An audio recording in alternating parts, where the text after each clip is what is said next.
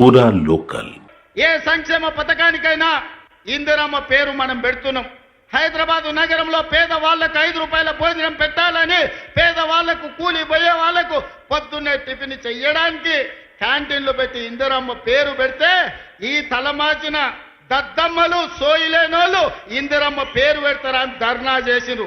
ఒక్కనొక్కని బట్టలు ఇప్పదీసి కొడితే తప్ప ఇందిరమ్మ గొప్పతనం వాళ్ళకు అర్థం కాదు అని చెప్పి నేను ఈ సందర్భంగా తెలియజేస్తున్న మిత్రులారా, ఇవాళ మహిళలకు ఆర్టీసీలో ఉచిత ప్రయాణం దాదాపుగా 6,000 కోట్ల రూపాయలతోని ఆడబిడ్డలకు ఆర్టీసీలో ఉచిత ప్రయాణం ఇచ్చినాం.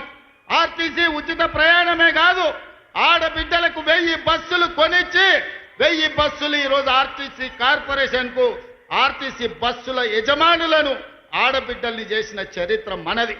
ఒకనాడు సోలార్ వ్యాపారం, పెట్రోల్ బంకు వ్యాపారం అంటే అదాని అంబానీలది.